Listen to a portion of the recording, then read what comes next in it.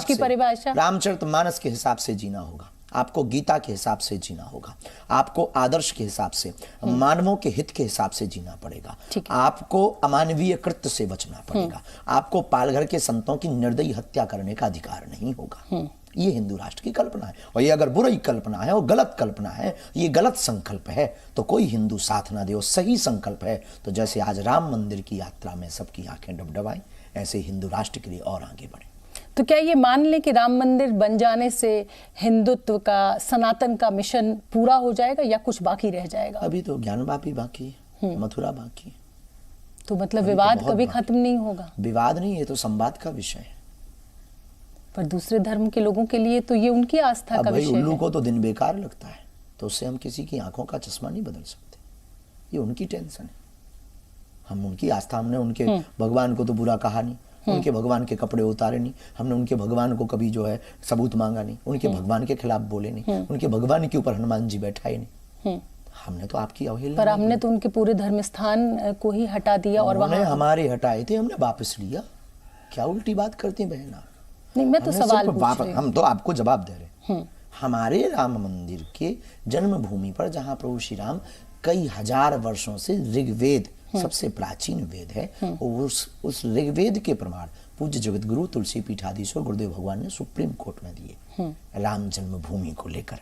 तब हमने नहीं कहा, सुप्रीम कोर्ट ने माना है। आपका क्वेश्चन भी ये लीगली नहीं है। सुप्रीम कोर्ट ने कहा कि वहां राम जी थे, ये सुप्रीम कोर्ट ने कहा है। इसका मतलब इन्होंने आधिपत्य जमाया, इसका मतलब इन्होंने कब्जा किया। इससे ये सिद्ध हो गया कि ये ऐसी जगहों पर कब्जा किए। अब जहां जहां किए वहां वहां खुदेगा। लेकिन शास्त्री जी, अगर इतिहास को कुरेदेंगे तो बहुत सारे घाव हैं, बहुत सारे वो घाव भरेंगे, वो घाव रिसेंगे, वो घाव भरेंगे। इसलिए तो हम जन्म हमने लिया है और हिंदू हुए ही इसलिए। तो मतलब राम मंदिर पे लड़ाई खत्म नहीं हुई अभी? बिल्कुल भी नहीं। विवाद थोड़ी है, संवाद का विषय। हमें लड़ाई नहीं करनी।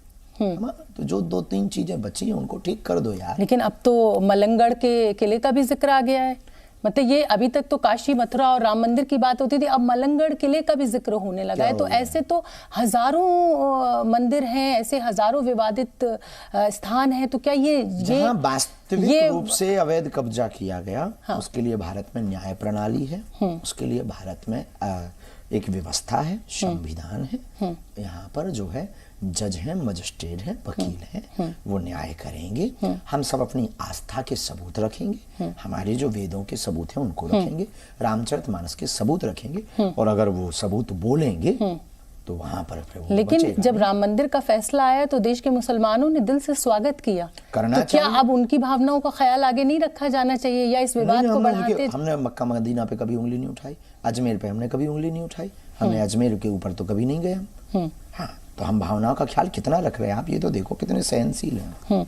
लेकिन क्रिया पे प्रतिक्रिया भी है। वो वैसे ही कह रहे हैं कि बाबरी मस्जिद को भूलेंगे नहीं, बाकी शफीकुर रहमान बर्क भी कह रहे हैं कि बाबरी का दिया जलाते रहेंगे। उत्तर आप देख लो, आप कितना अद्भुत उत्तर है ये, आपका ही उत्तर वो दे रहे हैं। इसका मतलब ये है कि वो उनके अंदर अभी भी ये विष भरा हुआ है, जहर उनका जा नहीं रहा है। तो ऐसे लोगों को हनुमान जी ठीक करेंगे, हमें भरोसा है। लेकिन क्रिया की प्रतिक्रिया दोनों पक्षों की तरफ से है। फडणवीस साहब हैं, वो भी कह रहे हैं कि मैं कार सेवा में हिस्सा लिया था, मैं उस समय अयोध्या में ही था। तो क्या अब हर हिंदू को ये देवेंद्र फडणवीस साहब, हाँ, अच्छी बात बोली, सही कह रहे हैं।